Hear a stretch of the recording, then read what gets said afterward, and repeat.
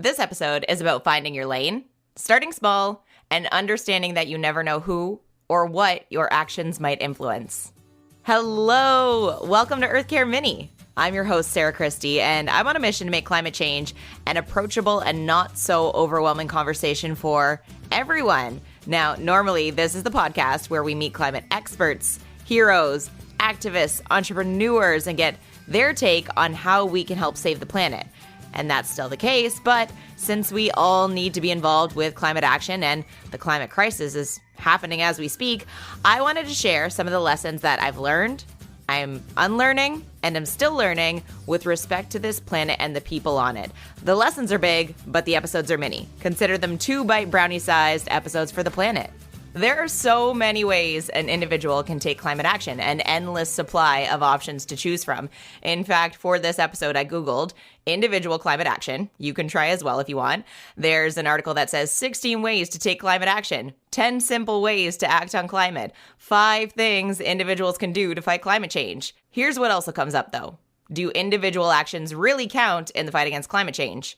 Individuals can't solve the climate crisis. Governments need to step up.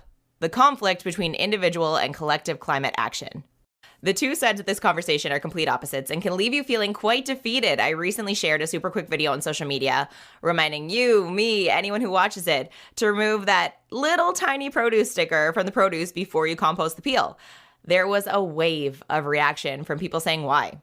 Why does it matter? One person commented saying that I should see all of the food waste that they threw out while working at a fast food restaurant. And I hear ya. Why on earth would I, as an individual, care so much about one tiny produce sticker when an entire restaurant doesn't care at all? Well, because if I don't care, that means I'm accepting an end to a story that A, doesn't have to be the case. We have solutions, we have innovations, and B, I absolutely refuse to accept. The other complication that comes up in conversation is the where to begin. Climate change is such a gigantic problem, so how do I select my measly little action to make a difference, right? You know how some people don't like thrifting or going to Winners because there are just too many options? They prefer the stores that have the clothes on the mannequin to tell you what looks good with what.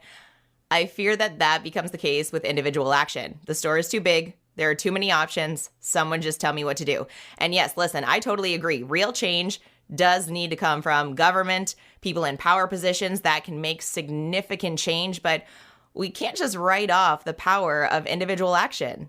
I'll give you a bunch of suggestions, and we can even call them challenges if that'll help keep you motivated. But first, I want to talk about the importance of individual action, because it's important. It's so important.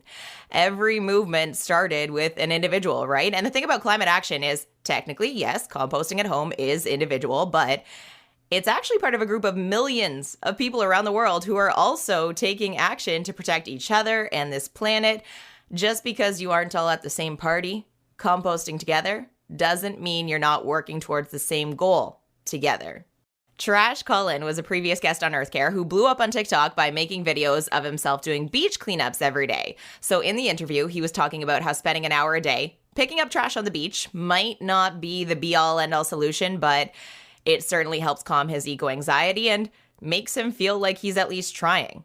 100%. It's not about shaming anyone for not trying. It's about encouraging more conversation about the positive ripple effect of finding your lane and throwing your hat in the ring. Trash Cullen now has his own non-for-profit. He worked with his city council to set up this leave a toy, take a toy box on his local beach to prevent toy waste. He was featured in the New York Times. He has over 1 million followers on TikTok, and most recently has been down in Fort Myers helping with disaster relief from Hurricane Ian. Now, I'm not saying that you bringing a reusable coffee cup today means that tomorrow you're going to have 1 million followers, or that that's what your end goal should be, but that story started for Trash Cullen with individual action. So on a much smaller scale, I was recently at the Bulk Barn where you can bring your own jars, and a lady saw my cart and stopped me and commented. She said she didn't know that you could bring your own jars, loved that idea, and is going to be doing that next time. In that situation, I literally didn't have to say anything. I was just going about my business the way I normally would, and it resulted in this positive interaction. You never know who around you is watching or who might be inspired. It's possible that it never occurred to someone that their morning walk can double as a trash cleanup, or that all of those miscellaneous jars at home can be put to use at your local bulk store. But if they see you doing it, wow, what an organic way to get a really important conversation going. Finding your lane is important. And a helpful way to start is understanding that what you choose as your mission might not be the best fit for someone else. So why not focus your energy on one thing at a time, right? Check back in a month, see what more you can take on. It's also easier to remember. We're creatures of habit, and so much of the way that we live in Western society has been habitually built into our day-to-day living. So many of us are used to having a coffee shop within driving distance, being able to order takeout, being able to get water bottles at a convenience store at every single corner. So in order to bring in a new practice, it'll likely require some habit building and some habit breaking. So start small, leave room for forgiveness, and constantly remind yourself of what you're doing this for. Example time. Like I said at the beginning, there's no shortage of ways that you as an individual can incorporate some eco-friendly practices into your day-to-day. It is important to remember, though, and be mindful of eco-ableism, which can lead to shaming someone for not participating in the same action plan as you or I, but perhaps that action plan isn't accessible for them. So, for instance, I can commit to using a reusable water bottle because where I live and work both have access to safe and clean water. That's not the case for everyone in Ontario or Canada. So in that case, as allies, we can commit our individual action to then signing petitions right into the government about how access to safe and clean water is a basic human right. Water Watchers and Council of Canadians, side note, are both incredibly educational and active resources for more on that subject if you wanted to learn more. Ditch the shaming yourself, and definitely ditch the shaming of other people, because that energy won't get us anywhere. The climate crisis is already too dark of a topic to be inviting any additional heaviness into this conversation. So, okay, I'll start with reusable mugs, for instance. I'm going to tell you what's worked for me in this situation, but first, I have yet to go into a coffee shop that doesn't give you a discount when you BYOC. In this time of inflation, why would you not want to be saving money? So anytime I leave the house, I now bring a coffee cup with me. I also left one at the office in the event I ever forget one at home. I'm such a big coffee lover, so I know if I'm out for a walk, a new adventure, and I pass by a new coffee shop, I'll likely want to go in. Because I know that about myself, I now pack accordingly. Even if I don't end up getting coffee, I just make sure to have the mug just in case.